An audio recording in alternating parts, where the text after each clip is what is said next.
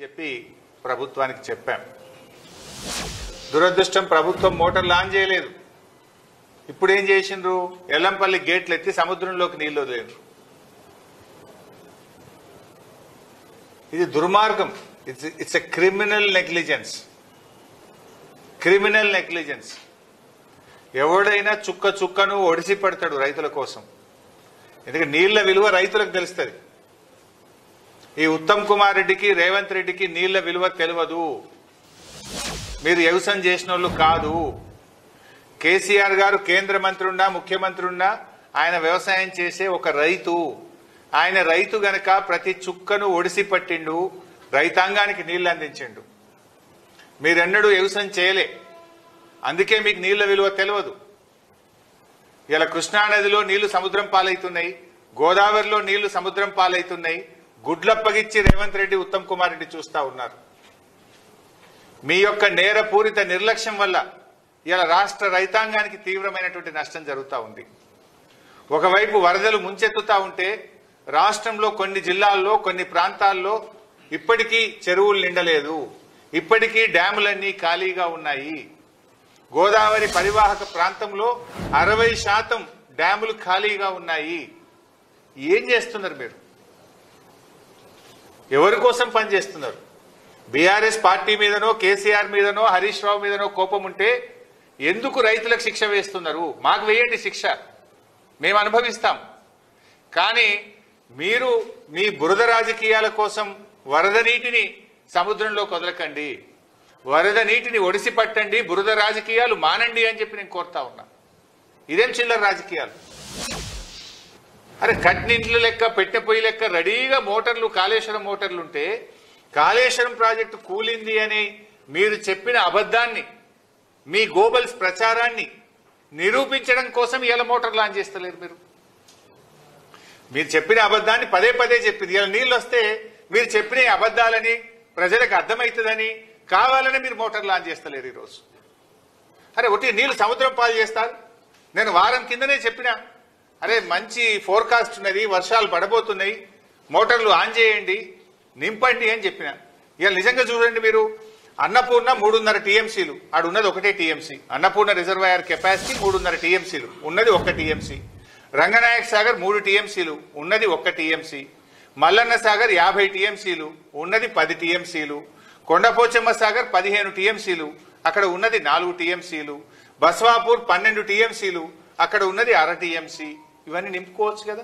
యాసంగి పంటకు బ్రహ్మాండంగా నీళ్లు ఇయ్యొచ్చు కదా. ఎందుకు నింపవు నాకు అర్థం కాదు. నీకేం అడ్డం వచ్చింది అని నేను అడుగుతా ఉన్నా.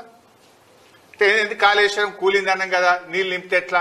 కూలిందంటే మరి ఇప్పుడు నీళ్ళు వస్తే జనం దంతరేమో, జనం దృష్టిలో పల్సగా అయితమేమో అని కేవలం కుట్రతో మీరు ఆపుతా ఉన్నారు. అరే వరదకాలు ఓపెన్ చేయవేందయ్యా నువ్వు?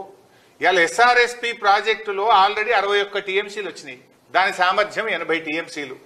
61 టీఎంసీల నీళ్లు ఆల్రెడీ ఎస్ఆర్ఎస్పీలు వచ్చినాయి. 151,000 క్యూసెక్కుల వరద ఎస్ఆర్ఎస్పీకి వస్తుంది. అంటే రోజుకు 15 టీఎంసీల నీళ్లు ఒక్క రోజులో ఎస్ఆర్ఎస్పీ నిండుతుంది. నువ్వు వరద కాలువ ఓపెన్ చేసి మిడ్ మానేర్ ను ఎల్ఎండి నింపవా? ఎందుకు వరద కాలువ ద్వారా నీళ్లు వదులుతలేవు? అసలు మంత్రి నీళ్లకు మంత్రి ఉన్నాడా? ఈ ముఖ్యమంత్రికి సోయి ఉన్నదా? ఎస్ఆర్ఎస్పీ నిండితే మళ్ళీ ఆడ గేట్లు ఎత్తి సముద్రంలోకి వెళ్తావా? ఆడ మిడ్ మానేర్ లో 30 టీఎంసీల మిడ్ మానేర్ లో ఆడ ఉన్నది 10 టీఎంసీలే, ఇంక 20 టీఎంసీల నీళ్లు పడతాయి. అరే ఆడ మంచి గేట్ ఎత్తితే గ్రావిటీ ద్వారా కరెంటు ఖర్చు లేకుండా ఫ్రీగా నీళ్ళు వచ్చి మిడ్ మానేర్ నిండుతుంది. మిడ్ మానేర్ కింద ఎల్ఎండి ఉన్నది. ఇవాళ ఎల్ఎండిలో కూడా 24కు 7 టీఎంసీలే ఉన్నాయి నీళ్లు. 24కు ఎల్ఎండిలో 7 టీఎంసీలు ఉన్నాయి. మిడ్ మానేర్ లో 30కి 10 ఉన్నాయి. ఆడ వరద కాలువ గేట్ ఎత్తితే చక్కగా వచ్చి మిడ్ మానేర్ నిండుతుంది, ఎల్ఎండి నిండుతుంది. కానీ ఎందుకు నింపుతలేవు? నిద్రపోతున్నావా? ప్రభుత్వం నడపడం చేతనైతలేదా? మోటార్లు వస్తావు, గేట్లు ఎత్తవు, నీళ్లు సముద్రం పాలు చేస్తున్నావు. మిడ్ మానేర్ నింపుకుంటే లక్షల ఎకరాల్లో పంట పండదా? ఇప్పుడు నేను చెప్పిన కాళేశ్వరం రిజర్వాయర్లను నింపితే లక్షల ఎకరాల్లో యాసంగి పంట పండదా? ఈసారి కాలం లేట్ అయింది. వానకాలంలో సగం కూడా సాగు కాలేదు. మరి నీళ్లను ఒడిసి పట్టుకుంటే రేపు యాసంగన్న పూర్తి స్థాయిలో పంట పండుతుంది కదా. నీ ఉద్దేశం ఏంది? ఎందుకు ప్రాజెక్టులు పడావు పెట్టి నీళ్లను సముద్రం పాలు చేస్తున్నావు?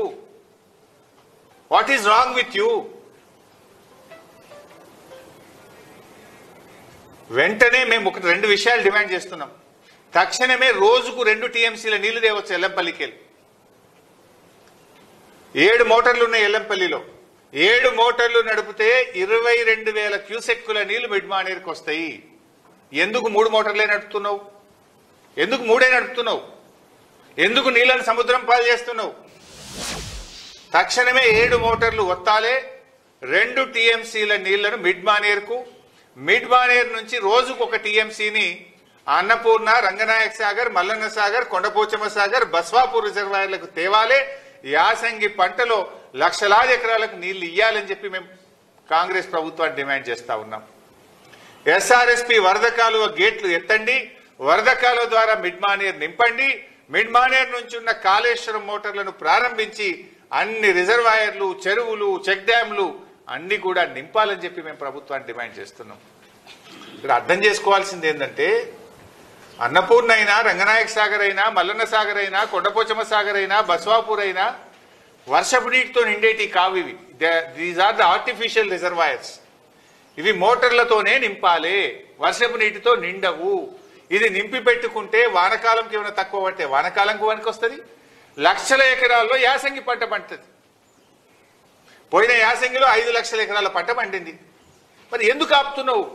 అరే కళ్ళ ముందు నీళ్లు సముద్రంలో వదలబట్టి ఏం గోసపెడతావు? రైతుల్ని ఎరువులు ఇయ్యక గోసపెడతావు, పంటల బీమా లేక గోసపెడతావు, వ్యవసాయ పనిముట్లు అంతకే అసలే ఇయ్యవు.